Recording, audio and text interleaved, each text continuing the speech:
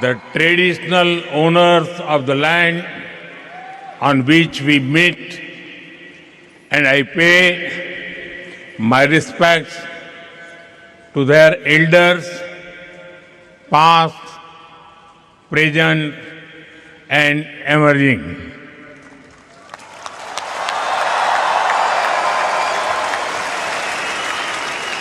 Vanakkam, Melbourne. नमस्कार mites, कैसे हैं आप? केम छो? ये शो हाउसफुल है, ब्लॉकबस्टर है।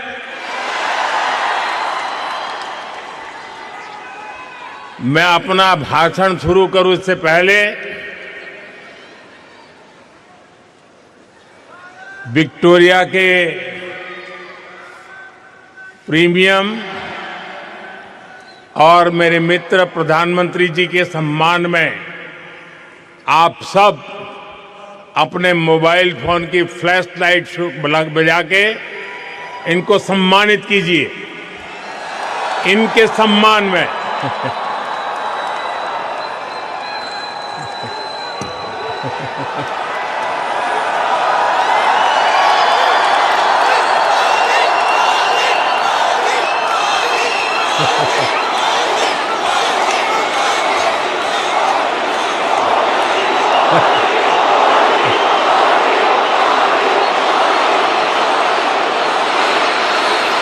साथियों, इससे पहले मैं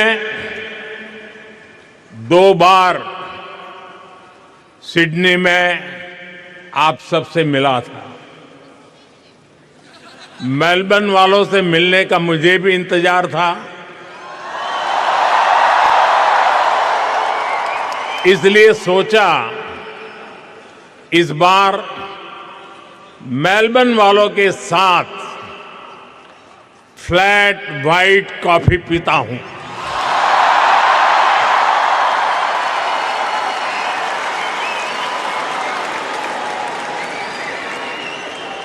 साथियों, जिस एनर्जी से आप सभी ने, हमारे ओसी फ्रेंड्स ने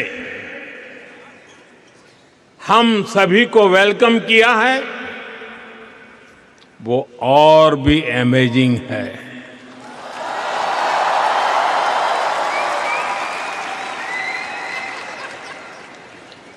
मेलबर्न ने एक तरह से मैदान मार लिया है।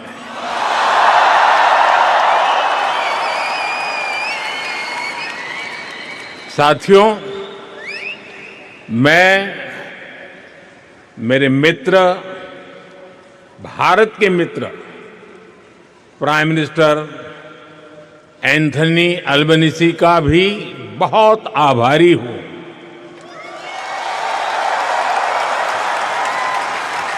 आप सिडनी में भी साथ थे और आज यहां मेलबर्न में भी भारतीय कम्युनिटी के बीच आए हैं। और ये एक प्रकार से फुल सर्कल हो गया है। अहमदाबाद, जहां दुनिया का सबसे बड़ा क्रिकेट ग्राउंड है, और मेलबर्न, जहां आइकॉनिक स्टेडियम है, हम दोनों साथ रहे हैं। और साथियों, हम सभी ने देखा है, प्राइम मिनिस्टर अल्बनीजी जब बोलते हैं तो भारतीयों के दिल और दिमाग में छा जाते हैं। सिडनी में भी आपने धूम मचाई थी और यहां भी आप छा गए। मैं विक्टोरिया की प्रीमियर का भी उनके ऊर्जा भरे शब्दों के लिए, भारत के प्रति इतने स्नेह से उन्होंने जो कहा, उसके लिए उनका भी हृदय से आभार व्यक्त करता हूं।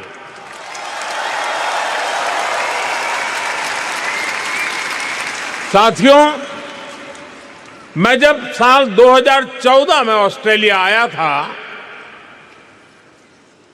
तो 28 साल के बाद भारत का कोई पीएम यहां पहुंचा था।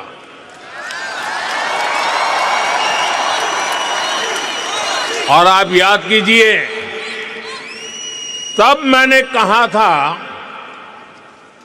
कि अब आपको 28 साल इंतजार नहीं करना पड़ेगा। पिछले 12 वर्षों में मैं तीसरी बार यहां आया हूं।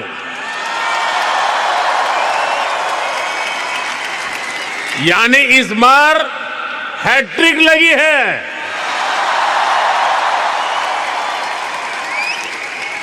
ये दिखाता है कि भारत और ऑस्ट्रेलिया के रिश्ते किस ऊंचाई पर है। और जानते हैं, इसमें सबसे बड़ी भूमिका किसकी है?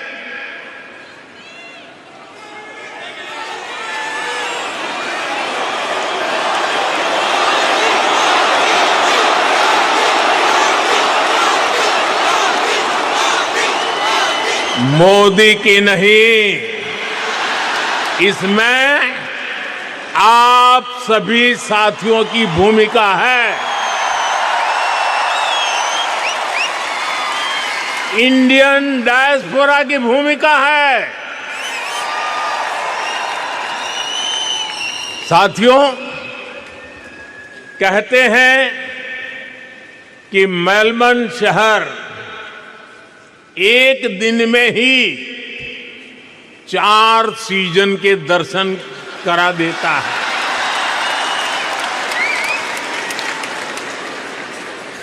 लेकिन भारतीय समुदाय ने अपने कल्चरल कलर से इसको और वाइब्रेंट बना दिया है। यहां मेलबर्न में और आसपास काफी ऐसे स्थान हैं, ऐसे मार्केट्स हैं जो भारतीयता के रंग से भरे हैं। कोई इन्हें लिटिल इंडिया कहता है, कोई मिनी इंडिया कहता है। नाम जो भी हो, लेकिन रंग भारतीयता से भरे हुए हैं।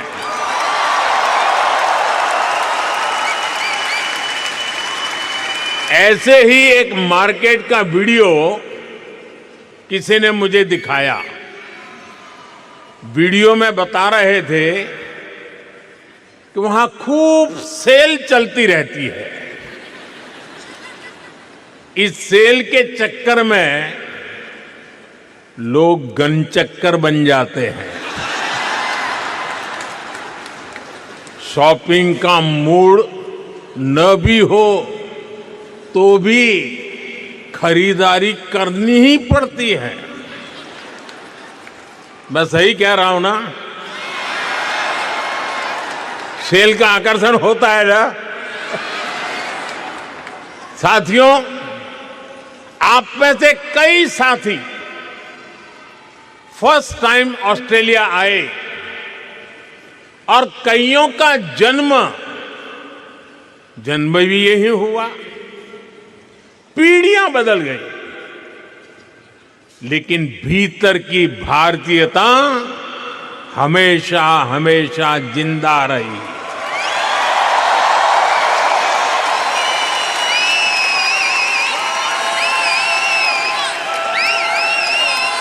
यहां कई सारे साथी ऐसे होंगे जिनके घर में कम से कम 2 टाइम जोन चलते हैं। यहां बच्चे स्कूल से घर ऑस्ट्रेलियन टाइम के हिसाब से आते हैं, लेकिन भारत में दादा दादी, नाना नानी वीडियो कॉल पर इंतजार कर रहे होते हैं।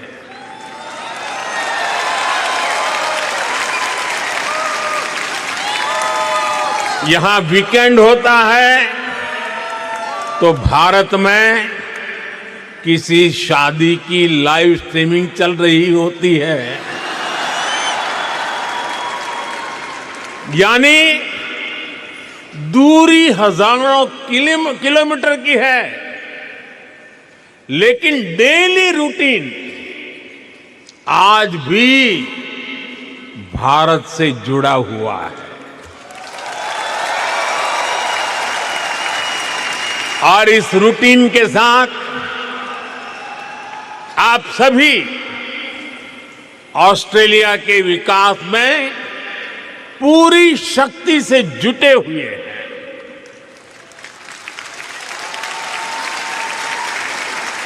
मुझे आप सब पर गर्व है।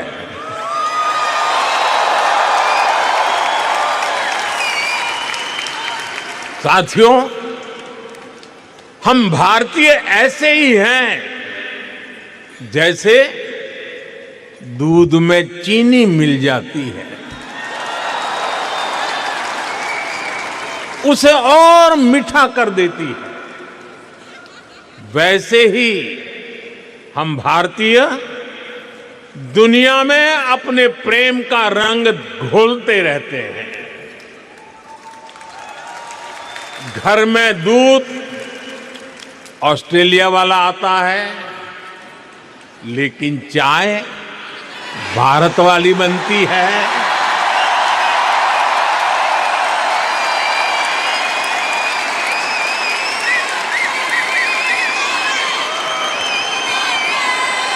अरे चाय वाला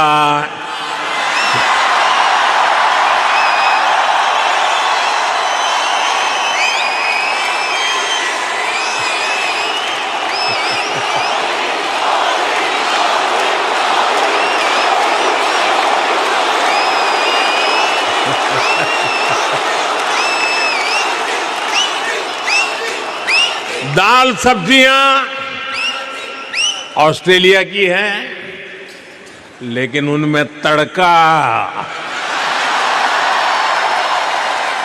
देसी मसालों का ही लगता है। साथियों, आपने सुना होगा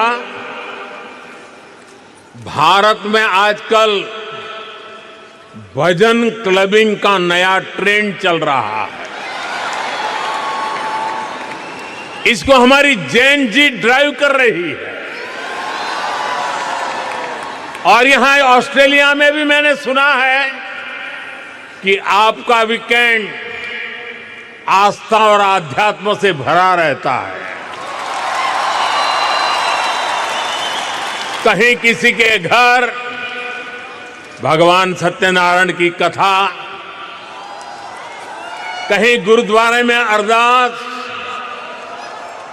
कहीं बच्चों द्वारा भांगड़ा या भारतनाट्यम की प्रस्तुति, कहीं कोई क्रिकेट टूर्नामेंट चल रहा होता है। और अब तो इंडियन फिल्म फेस्टिवल भी यहां आ गया है।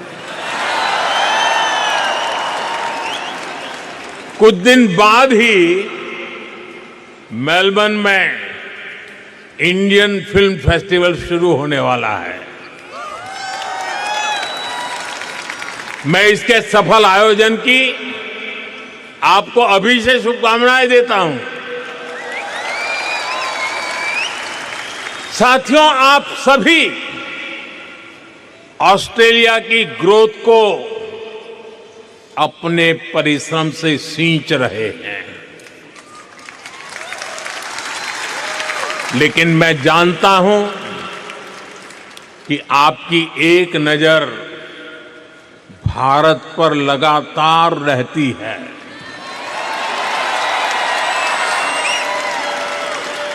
भारत क्या कर रहा है, भारत की प्रगति, भारत की गति, इसकी खोज खबर आप लेते रहते हैं। साथियों, 21वीं सदी का भारत आज विकसित होने के लक्ष्य पर काम कर रहा है।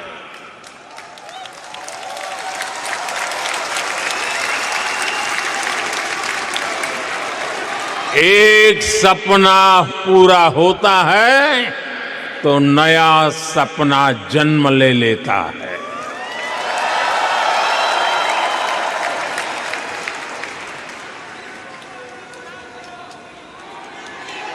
पहले कहते थे एक दीप से जले दूसरा, जलते दीप हजार। आज मैं कहता हूं एक सपने से जन्मे दूसरा सपना, सपने जन्मे हजार।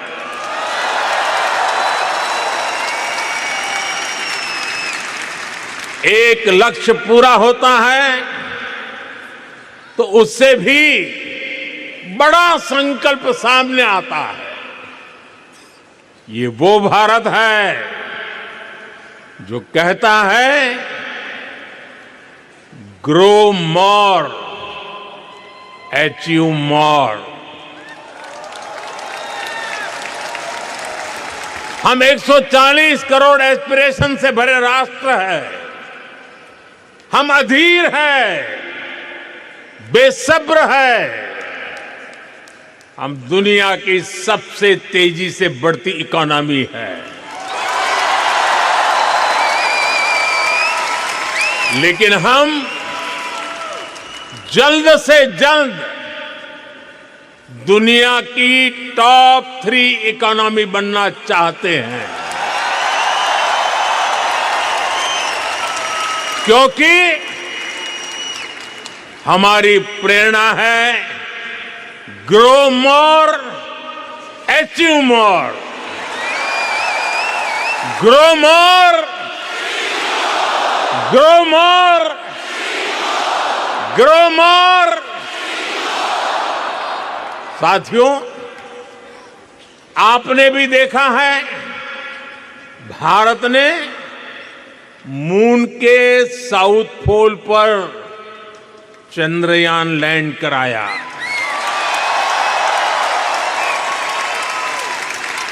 दुनिया में कोई और देश ऐसा नहीं कर पाया, लेकिन भारत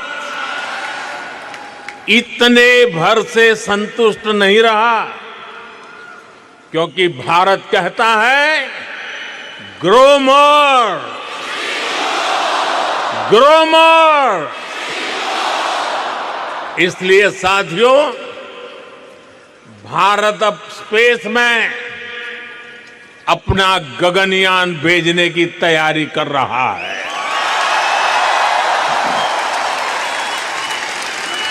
भारत अब अपना स्पेस स्टेशन बनाने के लक्ष्य पर चल रहा है।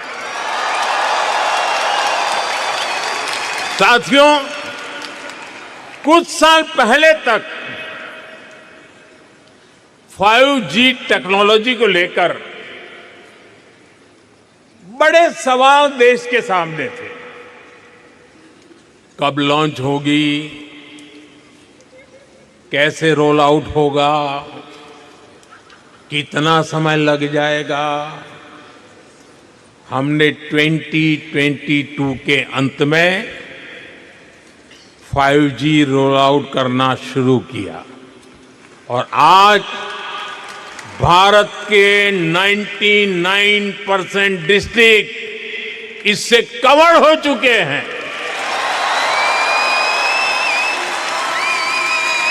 और आपको खुशी होगी दोस्तों, भारत 5G का फास्टेस्ट रोल आउट करने वाले देशों में से एक देश है।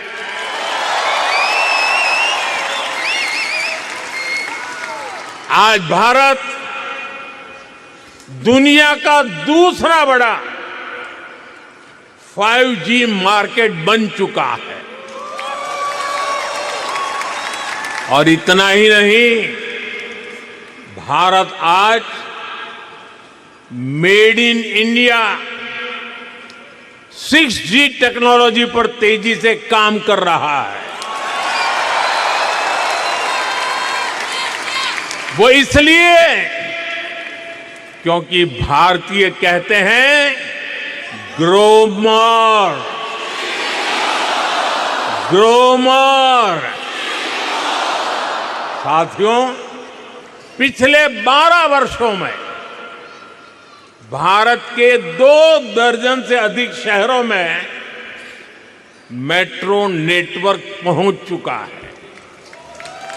आज भारत में हर दिन 1.25 करोड़ से अधिक लोग मेट्रो में सफर करते हैं।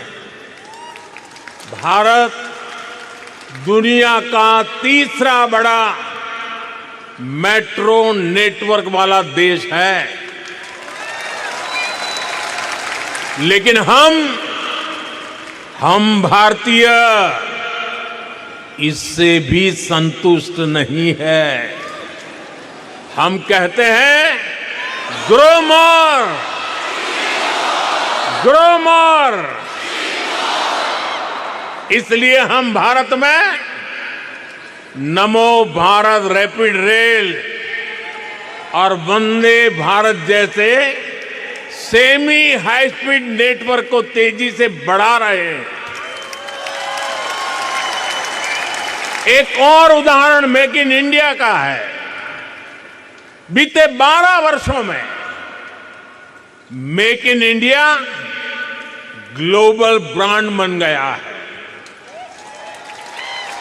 हमारे मोबाइल फोन, हमारे इलेक्ट्रॉनिक्स दुनिया भर में पहुंचे। हमारे ऑटोमोबाइल, हमारे फार्मा प्रोडक्ट्स का ग्लोबली और विस्तार हुआ। भारत के डिफेंस प्लेटफॉर्म की कैपेबिलिटी और क्रेडिबिलिटी दुनिया देख रही है।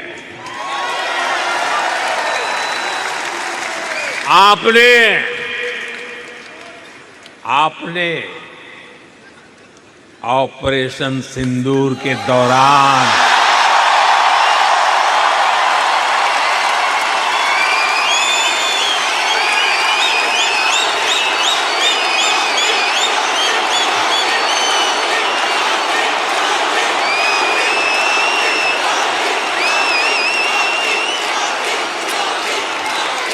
ऑपरेशन सिंदूर के दौरान डेमो तो देख ही लिया होगा।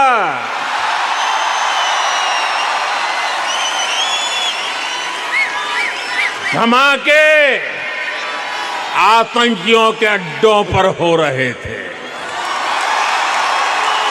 और गूंज पूरी दुनिया में सुनाई दे रही थी।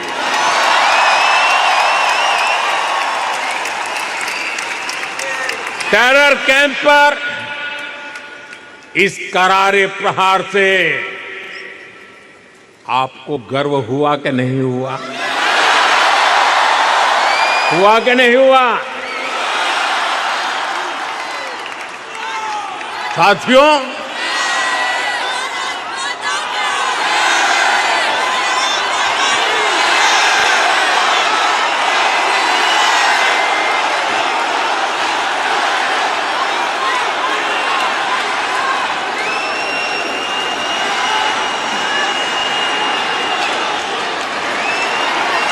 भारत इतने पर ही रुकना नहीं चाहता। भारत कह रहा है ग्रो मोर, ग्रो मोर। इसलिए आज चिप से लेकर शिप तक मैन्युफैक्चरिंग का भारत में एक नया इकोसिस्टम डेवलप किया जा रहा है। साथियों, भारत के बड़े सपनों, बड़ी एस्पिरेशंस की नींव है भारत का नागरिक, वी द पीपल, और इन सपनों को एनर्जी दे रहा है। पीपल फर्स्ट यानी नागरिक देवो भव का मंत्र, ये आज के भारत की गवर्नेंस का मूल मंत्र बन गया है। मैं आपको अटेस्टेशन का उदाहरण देता हूं। अटेस्टेशन की मजबूरी कुछ साल पहले तक बहुत कॉमन हुआ करती थी। यानी कुछ भी करना हो, कहीं भी अप्लाई करना हो, अपने डॉक्यूमेंट किसी अधिकारी से अटैच कराने ही पड़ते थे। कतार में खड़े रहना पड़ता था सुबह सुबह, और क्या काम था?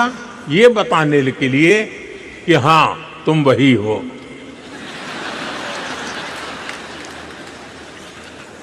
हमारे लिए तो नागरिक देवो भव अब ये स्थिति नहीं है।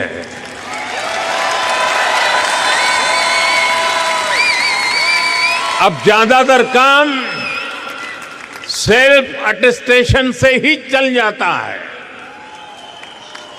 वहां से जो यात्रा शुरू हुई वो भारत में डिजी लॉकर तक पहुंच गई है।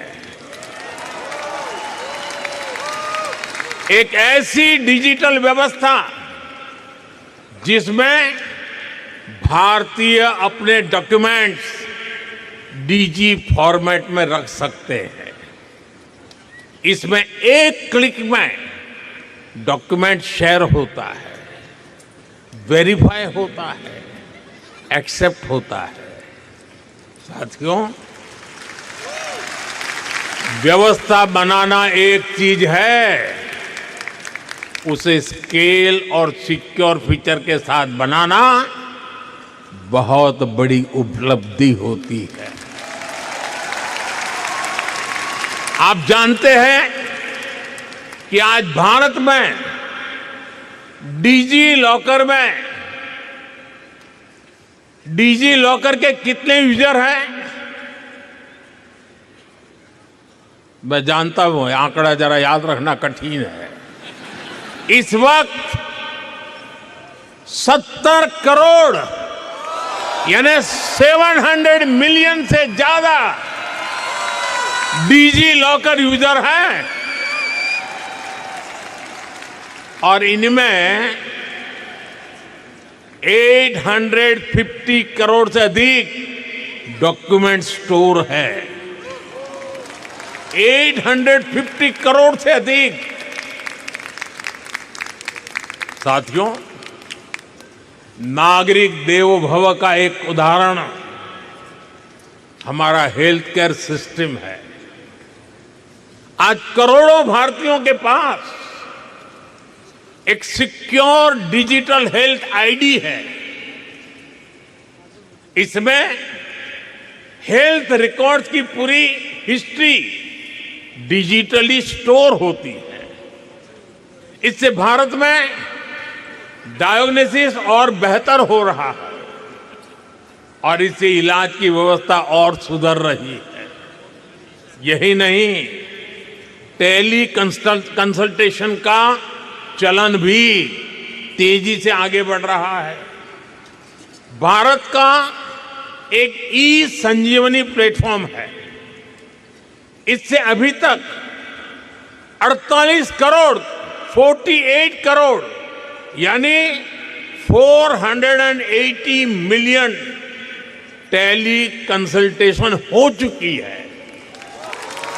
ये है न्यूज 18 नेटवर्क। आप देख रहे हैं न्यूज 18। दिल्ली में पिछले 2 दिन से रुक रुक कर बारिश का दौर लगातार जारी। मूसलाधार बारिश की वजह से दिल्ली एनसीआर के कई इलाके हुए पानी पानी। गुरुग्राम में सड़क पर पानी से भरे गड्ढे में गिरा साइकिल सवार युवक, बाल बाल बची लड़की की जान। बारिश के बाद बीच सड़क में खुला गड्ढा रहने पर प्रशासन पर भी उठे सवाल। दिल्ली के रोहिणी में 4 मंजिला निर्माणाधीन मकान गिरा। मलबे में दबने से 3 लोगों की मौत, 4 जख्मी, किया गया रेस्क्यू। डीआरडीओ। ये है न्यूज 18 नेटवर्क। आप देख रहे हैं न्यूज 18 दिल्ली एनसीआर, दिल्ली का अपना चैनल। केसरिया से मन जोगी हुआ रे, दिल झूमे देखो मतवारा हुआ रे। केसरिया से मन जोगी हुआ। हर पल मनाओ केसरी त्योहार। विमल, बोलो जुबान केसरी। ये है न्यूज 18 नेटवर्क। आप देख रहे हैं न्यूज 18 दिल्ली एनसीआर, दिल्ली का अपना चैनल। दिल्ली में पिछले 2 दिन से रुक रुक कर बारिश का दौर लगातार जारी। मूसलाधार बारिश की वजह से दिल्ली एनसीआर के कई इलाके हुए पानी पानी। गुरुग्राम में सड़क पर पानी से भरे गड्ढे में गिरा साइकिल सवार युवक, बाल बाल बची लड़की की जान। बारिश के बाद बीच सड़क में खुला गड्ढा रहने पर प्रशासन पर भी उठे सवाल। वेनेजुएला में भूकंप की इतनी बड़ी त्रासदी आई, कितना बड़ा विनाश हुआ, सैकड़ों लोगों की जान गई। हमने दूरी कितनी है देखा नहीं, हमने वेनेजुएला की उस पीड़ा को अपनी पीड़ा समझा। भारत ने रिलीफ और रेस्क्यू के लिए ऑपरेशन चलाया। हमने जितनी तेजी से संभव हो सकता था मदद भेजी, अपने एक्सपर्ट भेजे, हमारी मेडिकल टीम ने तेजी से काम शुरू किया। मुझे बहुत संतोष है, इससे अनेक जिंदगियां बच पाई। साथियों, ऐसे ही तुर्की और सीरिया में जब भूकंप आया तब भी भारत ने बहुत तेजी से राहत और बचाव के लिए मदद भेजी। ऐसे अनेक उदाहरण हैं। पिछले साल हमने म्यांमार में ऑपरेशन ब्रह्मा चलाया। श्रीलंका में साइक्लोन की तबाही हुई तो हाँ, ऑपरेशन सागर। ये है न्यूज 18 नेटवर्क। आप देख रहे हैं न्यूज 18। हमारे मन में ताजा, हमने दुनिया भर से, भारत के ही नहीं अन्य देशों के नागरिकों को भी अपने अपने घर पहुंचाया, रेस्क्यू ऑपरेशन चलाया, जरूरतमंदों तक दवाई पहुंचाई। 100 से अधिक देशों को वैक्सीन भेजी। युद्ध क्षेत्रों में भी भारत ने संकट में फंसे व्यक्तियों को बाहर निकालने के लिए भरसक प्रयास किया। साथियों, भारत जब मदद करता है तो पासपोर्ट नहीं देखता।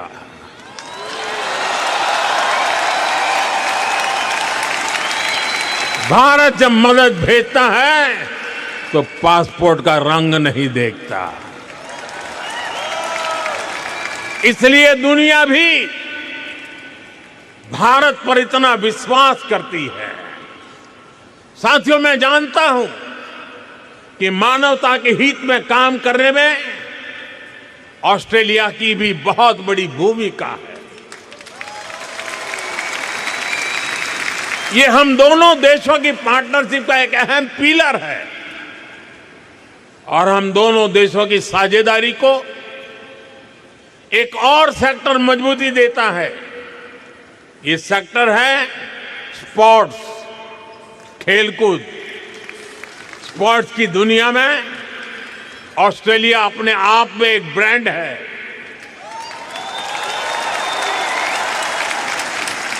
लेकिन भारत में भी स्पोर्ट्स इकोसिस्टम ट्रांसफॉर्म हो रहा है। साथियों, आपने खेलो इंडिया मिशन का नाम सुना होगा। ये सिर्फ एक स्पोर्ट्स पॉलिसी नहीं है, ये अभियान स्कूल लेवल से ही हजारों खिलाड़ियों का एक पूल तैयार कर रहा है। भारत में school university, national level, school level खेलो इंडिया गेम्स होते हैं। इनमें लाखों एथलीट्स पार्टिसिपेट करते हैं। इस मिशन के तहत भारत के रिमोट एरियाज में भी स्पोर्ट्स इंफ्रा तैयार किया जा रहा है।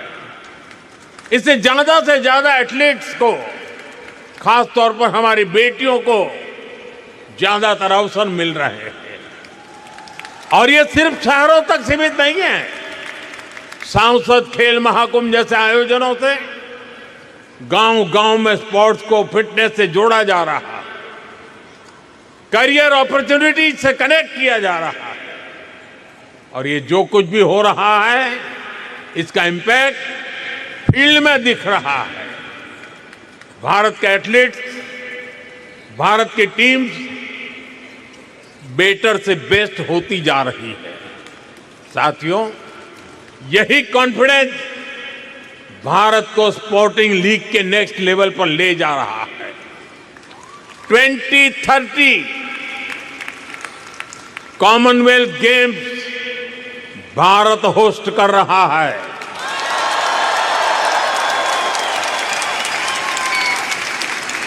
भारत 2036 ओलंपिक्स को होस्ट करने का भी दावेदार है।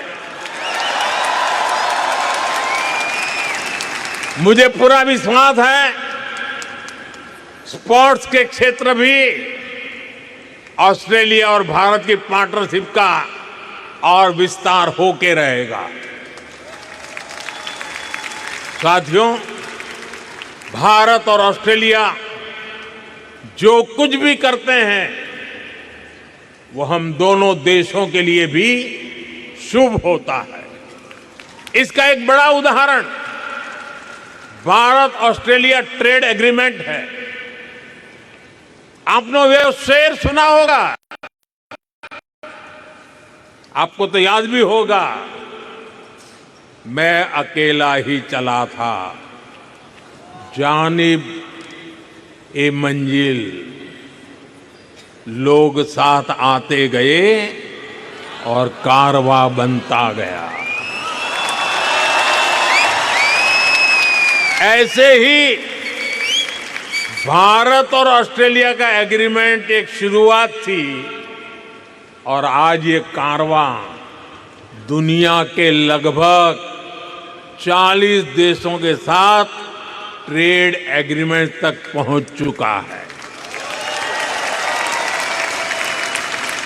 साथियों, हम केवल ट्रेडिंग नेशन नहीं है, हम इनोवेशन को, साइंस एंड टेक्नोलॉजी को महत्व देते हैं। ऑस्ट्रेलिया की अनेक उपलब्धियां हैं। Hearing implant, wifi, cervical cancer vaccine, flight black box, secret ballot voting, ऐसे कितने इनोवेशंस हैं जिनमें ऑस्ट्रेलिया का एक बड़ा रोल रहा है। और आज ये पूरी दुनिया को बेहतर बनाने का काम कर रहे हैं।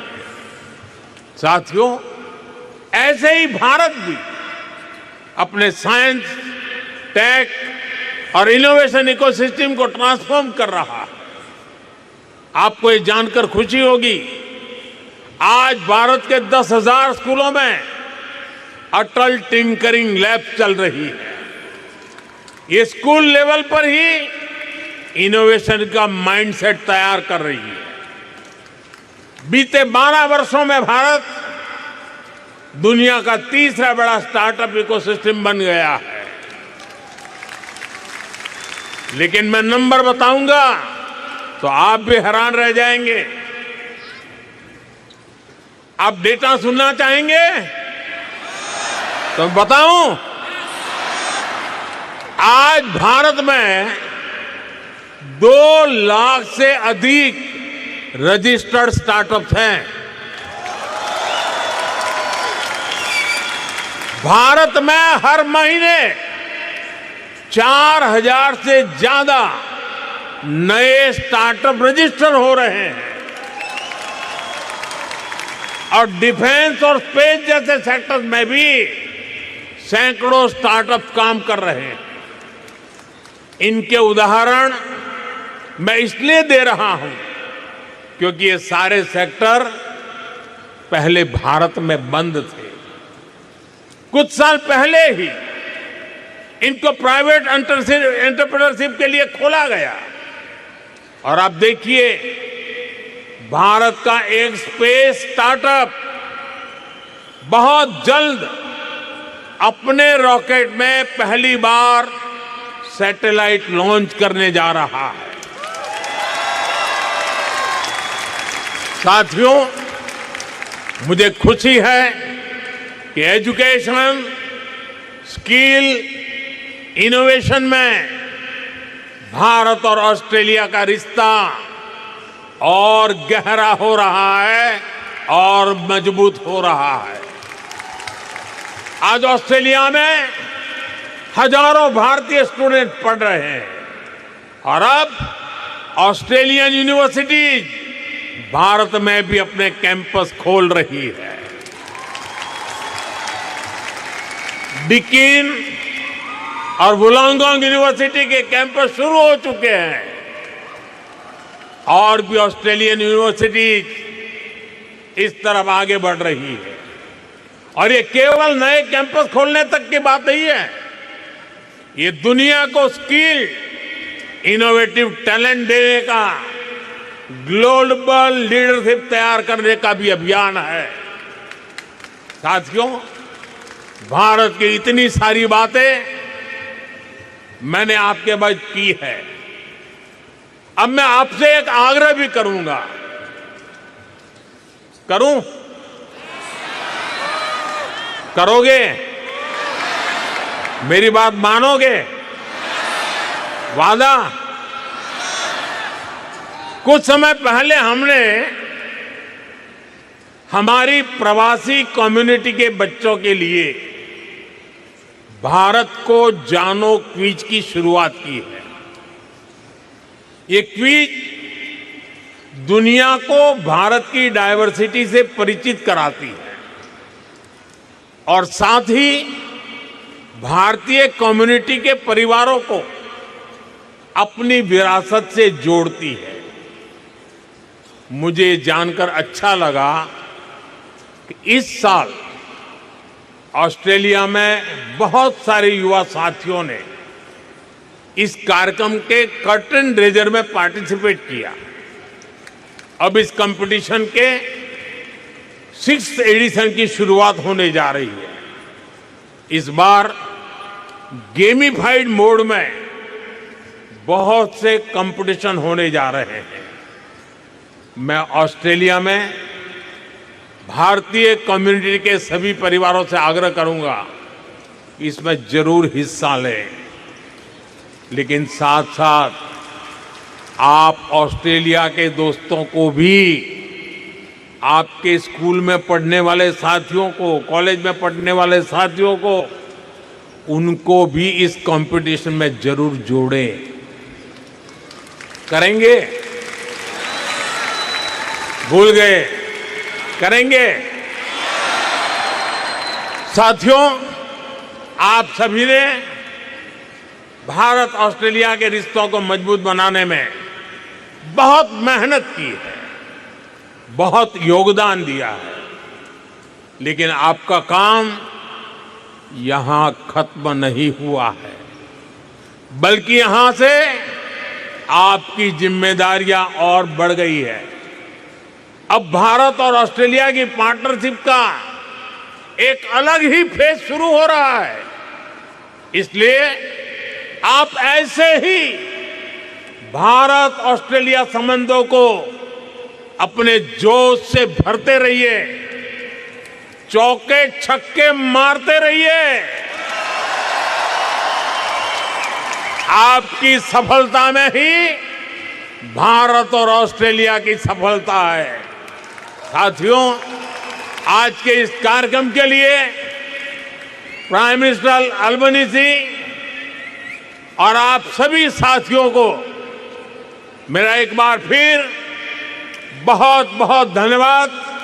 मेरे साथ पूरी ताकत से बोलिए, भारत माता की,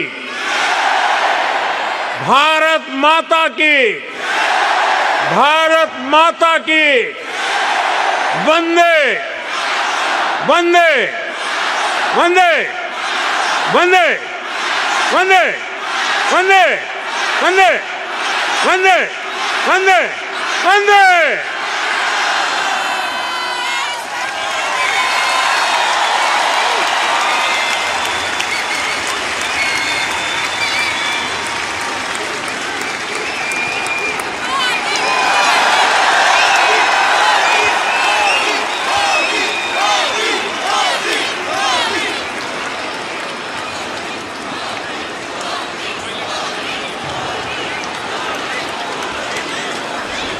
ऑस्ट्रेलिया के मेलबर्न से प्रधानमंत्री नरेंद्र मोदी को आप सुन रहे थे कि कितनी बड़ी संख्या में भारतवासी वहां ऑस्ट्रेलिया में मौजूद थे प्रधानमंत्री नरेंद्र मोदी का संबोधन सुनने के लिए, और किस तरीके से मोदी के नारे गूंजते हुए नजर आए। साथ ही प्रधानमंत्री नरेंद्र मोदी ने अपने संबोधन का अंत भारत माता की जय और वंदे मातरम के साथ किया, और किस तरीके से आप देख सकते हैं वहां पर लोग नाचते झूमते हुए नजर आ रहे हैं। प्रधानमंत्री मोदी के ऑस्ट्रेलिया दौरे पर दोनों देशों के बीच कई समझौतों पर हस्ताक्षर हुआ है। प्रधानमंत्री नरेंद्र मोदी ने बताया है 40 देशों के साथ वार्तालाप चल रही है, बातचीत चल रही है, आगे बढ़ रहा है भारत, और ऑस्ट्रेलिया से अब यूरेनियम आपूर्ति, रक्षा सुरक्षा और शिक्षा सहयोग पर भी सहमति बनी है। तो ये बड़ी जानकारी प्रधानमंत्री नरेंद्र मोदी ने ऑस्ट्रेलिया के मेलबर्न से दी है। वहाँ